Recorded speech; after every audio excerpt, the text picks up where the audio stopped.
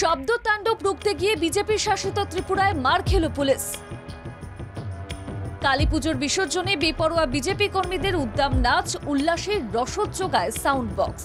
একটি গাড়িতে স্টেজ তৈরি করে বিজেপি প্রভাবিত ক্লাবের কর্তারা গান বাজনায় মত্ত হয়ে ওঠে। দর্শনার্থীদের ভিড় সামলাতে শোভাযাত্রায় বিশৃঙ্খলা বাড়ে। পুলিশের পক্ষ থেকে দায়িত্বপ্রাপ্ত ওসি শব্দ তাণ্ডব রুখতে সাউন্ড বক্স বন্ধ করার জন্য ক্লাবের কর্মকর্তাদের বলেন। তুলনামূলক কম আওয়াজে সাউন্ড বক্স বাজানোর প্রস্তাবও দেন। পুলিশ কর্তার কথায় কান দেননি পুজো উদ্যোক্তারা। মানুষের স্বার্থে ওসি নিজেই গাড়িতে উঠে সাউন্ড বক্স বন্ধ করে দেন। সাউন্ড বক্স বন্ধ করে দেওয়ায় ওসিকে রাস্তায় ফেলে মারধর করে ক্লাব কর্তারা। রাস্তায় ফেলে কিল চল লাথি ঘুষি মারতে থাকে বেপরোয়া বিজেপি কর্মীরা। বিজেপি প্রভাবিত ক্লাবের দাদারা আইনের রক্ষকদের কোনোভাবেই রেয়াত করেনি। বিজেপির রাজ্যে পুলিশের অসহায় অবস্থা বড়সড় প্রশ্ন আইন শৃঙ্খলার পরিস্থিতি নিয়ে।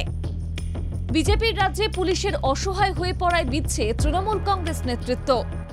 বোঝা যাচ্ছে যে বিজেপি যদি কোনোদিন এ রাজ্যে ক্ষমতায় আসে তবে কি হতে চলেছে। আসলে বিজেপি এই গুন্ডাগিরিতেই বিশ্বাস করে এবং এদের প্রধান লক্ষ্য থাকে ভয় দেখিয়ে মানুষকে প্রভাবিত করা।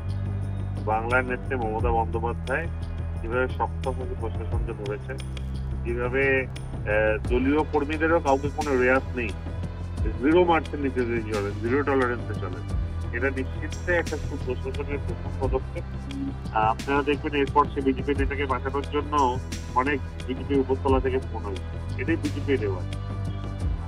আমরা বাংলার মানুষ এদেরকে দেখেছি শুনেছি, তাই বাংলা এদের কোনো স্থায়ী নেই। অপেক্ষা করুন 2026-এ এই রাজ্যে বিজেপি তিরিশে তলায় নেবে। বিজেপি কর্মীদের বেপরোয়া মারধরে গুরুতর আহত পুলিশ কর্মী শিবু রঞ্জন দে।